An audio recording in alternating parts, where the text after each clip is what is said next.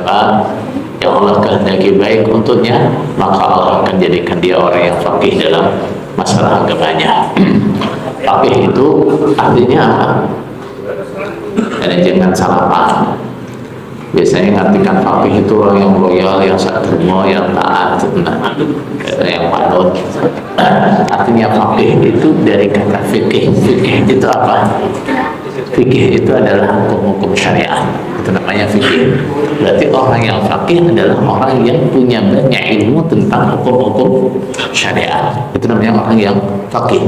Nah, salah satu tanda orang itu dikehendaki baik oleh Allah adalah dia dijadikan orang yang faqih dalam agamanya. Nah, sehingga kita berharap dengan kesemangatan yang Allah berikan kepada kita untuk terus bertolak ilmi, kita adalah pertanda Allah menghendaki kebaikan untuk kita. Amin. Baik saudara sekalian,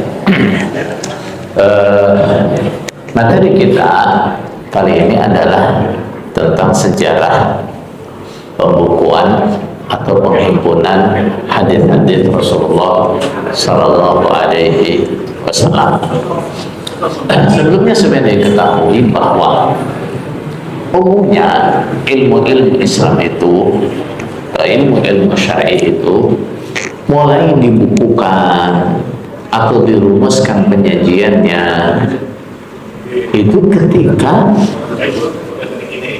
sudah tiba kondisi pembukuan itu dibutuhkan. Nah, sehingga banyak ilmu-ilmu syar'i atau ilmu-ilmu Islam itu dibukukan di zaman-zaman yang sudah jauh. Nah, 1, 2, 3 abad. Nah, setelah zaman kenabian. Nah, kalau kita perhatikan zaman Rasulullah Sallallahu Alaihi Wasallam, satu-satunya ilmu yang mendapatkan perhatian khusus dalam penghimpunannya atau pembukuannya hanya Al-Quranul Karim. Hanya Al-Quranul Karim. Selain Al-Quran, ilmu-ilmu yang lain belum ada pembukuannya, tidak adanya pembukuan di zaman Rasulullah Sallallahu Alaihi Wasallam itu tidak berarti bahwa pembukuan ilmu-ilmu itu adalah sesuatu yang muhdats atau sesuatu yang bid'ah atau sesuatu yang tidak disyariatkan. Karena kita tahu bahwa kaidah dalam masalah bid'ah atau sesuatu yang muhdats, definisi sesuatu itu muhdats bukan hanya sesuatu itu tidak dijumpai di zaman Nabi Sallallahu Alaihi Wasallam. Jadi tidak semua yang tidak dijumpai di zaman Nabi kita katakan bid'ah. Kenapa? Apa yang tidak dijumpai di zaman Nabi Sallallahu Alaihi Wasallam itu ada 3 macam. Yang pertama, itu tidak dijumpai zaman Nabi tidak melakukannya, misalnya Nabi tidak mengerjakannya dikarenakan ada penghalangnya. Misal apa? Rasulullah SAW pernah cerita kepada Aisyah, wahai Aisyah, andai bukan karena kaummu itu baru masuk Islam, niscaya Ka'bah akan aku bongkar, aku kembalikan bangunannya kepada pondasi Nabi Ibrahim alaihissalam. Jadi itu tidak dilakukan oleh Rasulullah SAW karena ada halangan, ada penghalang. Apa itu? Menjaga akidahnya orang-orang Islam yang baru masuk Islam. Maka itu Rasulullah ditinggalkan. Sehingga ketika zaman Abdullah bin Zubair itu dia lakukan, tidak ada yang mengatakan ini perkara bid'ah. Enggak. Karena apa? Itu pernah dicita-citakan oleh Rasulullah SAW. Itu yang pertama. Contoh lagi adalah sholat tarawih secara berjamaah di masjid. Zaman Rasulullah SAW pernah beberapa hari dikerjakan oleh Rasulullah SAW. Kemudian Rasulullah khawatir ini kalau diterus-teruskan bisa-bisa ada wahyu turun mewajibkannya. Maka Rasulullah SAW berhenti melakukan itu karena takut kalau itu nanti jadi wajib.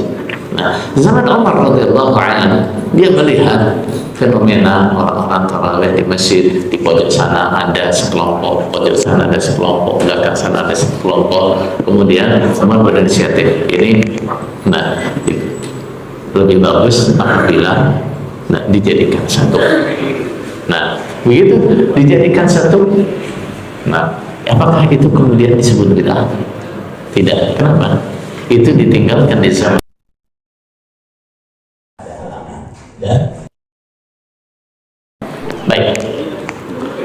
Yang kedua, sesuatu tidak dilakukan di zaman Rasulullah SAW karena belum ada kebutuhan yang menuntut. Belum ada kebutuhan yang menuntut. Contohnya apa? Nah, menjadikan Al-Quran dalam satu mushaf. Zaman Rasulullah SAW, Al-Quran ditulis, tapi nggak dikumpulkan jadi satu. Ada tulisan di papan-papan, ada tulisan di batu-batu, ada tulisan di kulit-kulit. Nah, gimana Al-Quran turun? Di situ ada alat buat nulis, ditulis di situ. Kemudian pada zaman Abu Bakar radhiyallahu anhu muncul kondisi di mana kebutuhan untuk mengumpulkan Al-Quran itu mendesak. Apa itu? Banyaknya para penghafal Al-Quran yang gugur pada saat perang Yamamah. Akhirnya Abu Bakar radhiyallahu anhu mengumpulkan Al-Quran dalam satu mushaf. Baik. Jadi ini nggak ada di zaman Rasulullah karena belum ada kebutuhan yang menuntut. Yang ketiga, tidak ada di zaman Rasulullah SAW, bukan karena ada penghalang dan bukan karena tidak ada kebutuhan untuk melakukannya. Nah, yang ini kalau kemudian setelah zaman Rasulullah SAW kita adakan, inilah yang namanya bid'ah. Kebanyakan ilmu-ilmu misalnya yang akan kita bahas, ilmu hadis, apalagi ilmu nahwu, ilmu ushul fikih dan sebagainya. Ini adalah ilmu-ilmu yang penerapannya ada di zaman Rasulullah SAW, dipahami oleh para sahabat Nabi, dipahami oleh para tabi'in, dipahami oleh ulama-ulama setelahnya. Tapi belum ada pembukuannya, belum ada. Karena dia rasa belum perlu. Nah, misalnya ushul fikih misalnya, pertama kali ada pembukuan oleh siapa? Yang pertama kali merumuskan pembukuannya, metode penyampaian mulai dari sini siapa? Al-Imam Asy-Syafi'i. Al-Imam Asy-Syafi'i. Nah, waktu itu gimana kondisinya? Ada salah seorang ulama waktu itu, yaitu Abdurrahman Al-Mahdi, minta kepada Imam Asy-Syafi'i dituliskan kaidah-kaidah dalam berijtihad. Karena apa? Dia melihat kondisi sekarang banyak orang-orang seperti ini berijtihad tapi caranya ngawur nih, nggak sesuai dengan kaidah-kaidah yang sudah ada. Makanya Imam Syafi'i menulis kitab dengan judul apa? Ar-Risalah. Nah, Ar-Risalah tentu di awal ada upaya pembukuan suatu disiplin ilmu itu biasanya secara metodologi memang belum sempurna. Nah, sehingga kemudian datanglah ulama-ulama berikutnya memperbaiki penyusunannya, memperbaiki metodologinya, diperbaiki lagi sehingga jadi lebih mudah untuk dipahami seperti yang kita jumpai sekarang. Baik, terkait dengan hadis, kita ketahui bahwa orang Arab, cara mereka mendokumentasikan sesuatu atau mengingat-ingat sesuatu itu yang paling mereka andalkan itu adalah hafalan mereka. Kenapa? Nah, orang Arab itu seperti disebutkan dalam Al-Quran, mereka adalah bahasa apa? Ummi. Orang-orang yang kebanyakan tidak ahli menulis dan tidak ahli membaca. Sehingga apapun yang mereka butuh diingat-ingat itu mereka hafalkan. Nah, itu mereka hafalkan. Nah, zaman Rasulullah Sallallahu Alaihi Wasallam itu adalah zaman turunnya wahyu Al-Quran. Nah, dan kita ketahui bahwa yang paling utama dari wahyu yang dibawakan oleh Rasulullah SAW adalah Al-Quran. Sehingga Nah, yang diminta oleh Rasulullah SAW, yang diajarkan oleh Rasulullah SAW di masa itu adalah fokus paling banyak itu pada Al-Quran, pada Al-Quran, menghafalkan Al-Quran. Jadi yang paling banyak. Nah, sehingga Rasulullah SAW dalam satu kesempatan melarang menulis dari Nabi Shallallahu Alaihi Wasallam selain Al-Quran. La taktubu anni ghair Al-Quran. Wa man kataba anni ghair Al-Quran falyamhu. Kalian jangan menulis dariku kecuali Al-Quran. Barang siapa yang menulis selain Al-Quran supaya dihapus. Kenapa tuh? Para ulama menjelaskan ada beberapa kekhawatiran. Kekhawatiran pertama adalah kurangnya fokus terhadap penjagaan Al-Quran. Ini karena apa? Al-Quran yang turun pada Rasulullah itu jumlahnya banyak kan? Berapa juz? 30 juz, banyak sekali. Nah, ini butuh fokus yang besar supaya Al-Quran ini nanti betul-betul terjaga. Makanya Rasulullah SAW melarang jangan tulis selain Al-Quran. Jangan tulis selain Al-Quran. Kenapa? Karena ini yang harus dijaga mulai dari lafaz sama maknanya. Karena lafaznya dia adalah mukjizat tersendiri. Nah, mukjizat tersendiri. Lafaz Al-Quran yang diturunkan itu mukjizat. Baik, itu yang pertama. Yang kedua, kalau semuanya ditulis, Al-Quran ditulis, yang di luar Al-Quran ditulis, nanti akan ada kondisi di mana orang bingung. Ini termasuk dari Al-Quran apa bukan? Nah, karena ini ada catatannya, ini Quran apa bukan? Makanya Rasulullah SAW melarang jangan tulis selain Al-Quran. Baik. Akan tetapi apabila kita perhatikan lagi bahwa itu larangan Rasulullah SAW untuk menulis selain Al-Quran itu bukan larangan yang berlaku secara umum atau global, semuanya nggak boleh, enggak. Ya, di beberapa kondisi orang-orang tertentu oleh Rasulullah SAW diberi izin untuk menulis. Nah, contohnya yang kita tulis di situ, kita berikan catatannya adalah izin untuk Abu Syah. Nah, Abu Syah itu orang Yaman.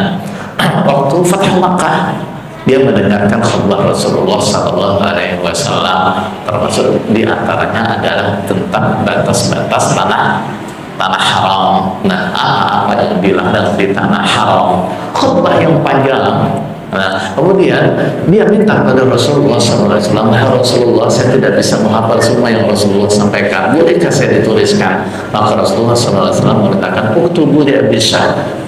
Tuliskan untuk Abu Syah. Ini yang pertama. Yang kedua juga yang terjadi pada Abdullah bin Amr bin As, anaknya Amr bin As. Nah, ini sahabat yang dia istrinya lebih dulu daripada bapaknya. Baik, Abdullah bin Amr bin As. Nah, Abdullah bin Amr ini dia cerita, kuntu aktubu kulla syai'in asma'uhu min Rasulillah sallallahu alaihi wasallam uridu ahfadhah. Aku menulis semua yang aku dengar dari Rasulullah SAW dan aku ingin hafalkan itu. Baik. Ternyata itu diingkari oleh orang-orang Quraisy. Nah, mereka mengatakan, "Atantubu kulla syai'in tasma'uhu min Rasulillah." Apakah engkau menulis segala sesuatu yang engkau dengar dari Rasulullah. Jangan, maksudnya. Kenapa? Innama huwa bashar. Rasulullah itu manusia. Yatakallamu fil ghadab wa fil ridha. Kadang Rasulullah SAW berbicara dalam keadaan marah dan dalam keadaan senang. Nah, sehingga kalau beliau berbicara dalam kondisi marah, menurut orang-orang Quraisy, nah yang menegur dia waktu itu berarti itu yang itu ditulis betul omongannya orang marah. Nah, maka dia datang kepada Rasulullah SAW menceritakan apa yang dia lakukan dan bagaimana mengikarnya orang-orang Islam waktu itu. Maka apa kata Rasulullah SAW? Rasulullah SAW sambil menunjuk pada lisannya, beliau mengatakan, uktub. Nah, fawalladhi nafsi biyadihi ma yakhruju minhu illa haq. Tulislah, demi Allah, tidak ada yang keluar dari sini kecuali kebenaran. Jadi Rasulullah walaupun kondisi marah atau senang, semua yang beliau ucapkan adalah kebenaran. Nah, seperti yang dikatakan dalam ayat, gimana? Wa ma yantiqu 'anil hawa in huwa illa wahyun yuha. Rasulullah SAW tidak pernah berbicara dengan hawa nafsunya. Nah, apa yang Rasulullah SAW katakan itu adalah wahyu. Hanya saja sebagian wahyu itu tidak termasuk dari Al-Quran. Nah, sebagian wahyu termasuk dalam Al-Quran, sebagian wahyu tidak masuk dalam Al-Quran. Baik. Dan ini yang diceritakan oleh Abu Hurairah radhiyallahu anhu. Abu Hurairah radhiyallahu anhu dengan segala kelebihan yang dia miliki, dia adalah sahabat Rasulullah SAW yang paling banyak riwayat hadisnya yang sampai kepada kita. Padahal dia itu termasuk sahabat yang mutakhir. Ya, datangnya ke Madinah itu pada saat penaklukan Khaybar. Berarti tahun berapa itu? Tahun berapa? 7 Hijriah. 3 tahun menjelang wafatnya Rasulullah SAW. Tapi nah, dia adalah sahabat yang paling banyak riwayat hadisnya dari Rasulullah SAW. Nah, tapi Abu Hurairah radhiyallahu anhu dia mengatakan masih ada sahabat Rasulullah yang riwayatnya lebih banyak daripada saya. Siapa? Abdullah bin Amr. Apa kelebihan Abdullah bin Amr dibandingkan dengan Abu Hurairah? Abu Hurairah mengatakan itu karena Abdullah bin Amr dia menulis, sedangkan Abu Hurairah tidak menulis. Ini menjadikan riwayatnya Abdullah bin Amr lebih banyak. Nah, catatan Abdullah bin Amr ini itu di kemudian hari itu dimiliki oleh salah satu cucunya, yaitu Amr bin Shu'aib bin Abdullah bin Amr. Ya, Amr bin Shu'aib bin Abdullah bin Amr. Baik. Ini kalau kita mendengar anak Amr, nah bin Shu'aib an abihi an jaddi. Nah, itu dia. Cucunya siapa? Abdullah bin Amr. Cucunya Abdullah bin Amr. Nah, jadi dia banyak meriwayatkan dari catatannya Abdullah bin Amr ini. Nah, sehingga di kalangan ulama terjadi perdebatan apakah riwayatnya Amr bin Shu'aib dari catatannya Abdullah bin Amr itu bisa diterima atau tidak. Baik. Kemudian selain itu Rasulullah SAW juga berkirim surat kepada raja-raja, penguasa-penguasa di zamannya. Nah, apa yang Rasulullah SAW tulis itu termasuk dari sunnah atau enggak? Nah, itu juga termasuk dari sunnah. Nah, berarti ada penulisan sunnah Rasulullah SAW. Nah, di samping itu juga beberapa sahabat yang oleh Rasulullah SAW diutus ke beberapa daerah, itu juga ada yang dibekali beberapa catatan-catatan, ada yang dikirimi surat. Nah, itu semua adalah apa? Bagian dari sunnah yang terbukukan di zaman Rasulullah SAW. Jadi dari ini kesimpulannya gimana? Pembukuan sunnah atau hadis di zaman Rasulullah SAW itu ada tapi dalam persentase yang kecil, tidak masif. Nah, ada tapi tidak banyak, ada tapi tidak banyak. Baik, atau bila dikatakan belum ada pembukuan di zaman Rasulullah, artinya adalah belum ada pembukuan dalam skala yang besar, dalam skala yang masif atau berupa gerakan membukukan hadis-hadis Rasulullah Sallallahu Alaihi Wasallam. Suara di atas nggak begitu jelas. Atau kurang keras suaranya? Ya karena kadang-kadang yang di sini dengan yang di tempat lain itu beda. Yang ngomong perasaannya bawaan, ternyata yang dengarkan dari jauh suaranya kecil katanya gitu. Baik. Ada masih lama.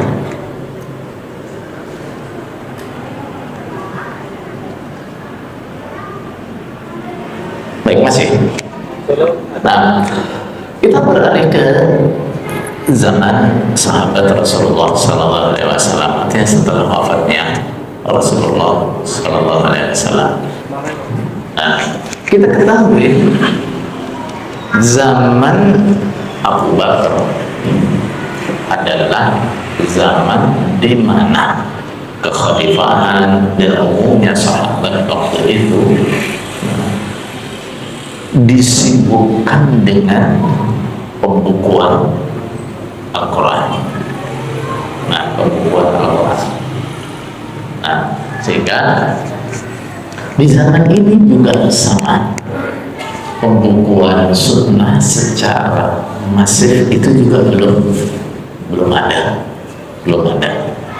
Nah, jadi kesibukan para sahabat masih tetap fokus pada membukukan Al-Quran. Bahkan ada riwayat Imam Ahmad.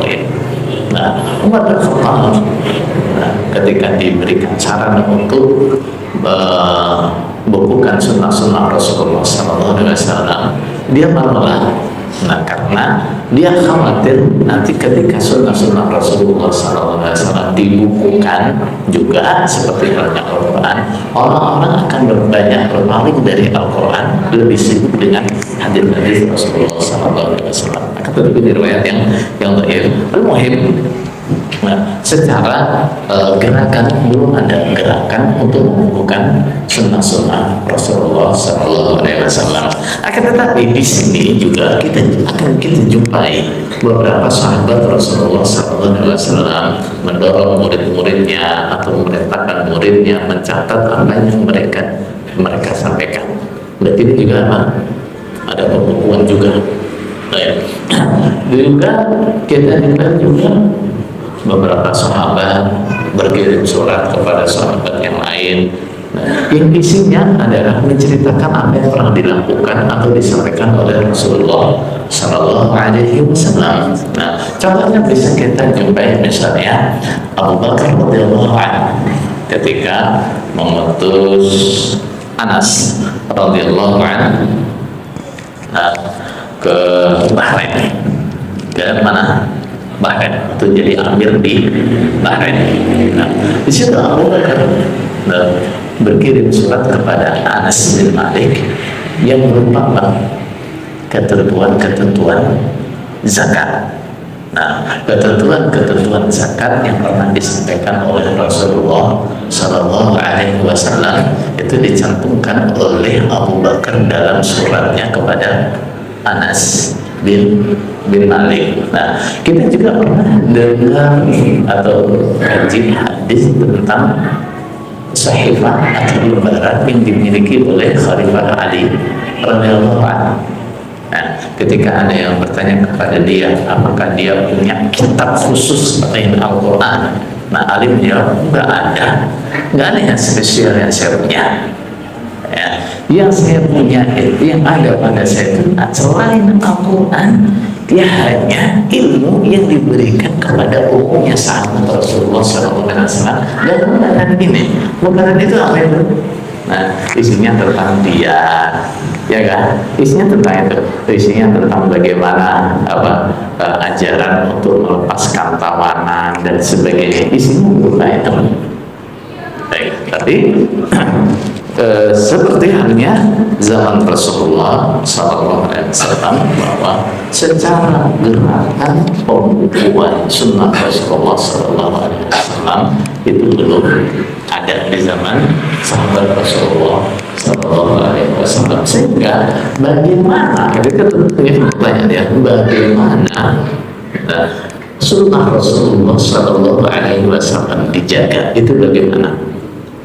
Nah, penjagaan sunnah Rasulullah SAW itu melalui kebiasaan sahabat-sahabat Rasulullah SAW. Apa itu? Menghafalkan segala sesuatu. Nah, menghafalkan. Jadi sabda-sabda Rasulullah SAW itu mereka hafal betul, umumnya mereka hafal. Apa-apa yang dilakukan oleh Rasulullah SAW itu umumnya mereka ingat itu, umumnya mereka ingat itu. Nah, sehingga kalau kita perhatikan ya, mereka jarang sekali. Nah, misalnya sahabat-sahabat yang awal meninggalnya seperti Abu Bakar, Umar dan sebagainya, riwayat hadisnya yang sampai kepada kita itu jarang. Kenapa tuh? Kenapa? Karena umumnya sahabat di zaman itu belum membutuhkan riwayat dari mereka. Nah, umumnya kebanyakan yang diketahui oleh mereka diketahui oleh sahabat yang lain. Nah, diketahui oleh sahabat yang lain. Nah, kalau misalnya kita ngaji tafsir itu misalnya, tafsir Al-Quran yang diriwayatkan dari sahabat Rasulullah SAW banyak apa enggak? Nggak banyak. Kenapa itu? Sedikitnya yang membutuhkan pertanyaan itu. Nah, karena masih sedikit yang butuh penjelasan ini, masih sedikit. Kebanyakan sudah paham dari yang dibaca. Nah, kebanyakan sudah paham. Nah, ini begitu sunnah Rasulullah SAW dijaga di zaman Rasulullah atau di zaman sahabat Rasulullah SAW. Mereka itu benar dalam ingatan mereka. Nah, kita lihat salah satu gambarannya adalah cerita sahabat Rasulullah SAW yang mengatakan ketika Rasulullah SAW meninggal, apapun yang kami lihat, bahkan sampai burung yang terbang pun mengingatkan kami kepada Rasulullah SAW. Apa itu? Nah, segala sesuatu sudah diajarkan oleh Rasulullah SAW dan mereka ingat itu. Sehingga ketika mereka melihat burung, mereka ingat apa yang diajarkan Rasulullah SAW terkait dengan hewan atau terkait dengan burung. Nah, mereka melihat batu, apa yang diajarkan Rasulullah tentang ini. Mereka lihat kambing, apa yang pernah dikatakan Rasulullah tentang kambing dan seterusnya. Ingat semua. Nah, semua mengingatkan kepada Rasulullah SAW. Baik, saudara-saudara, waktunya ada.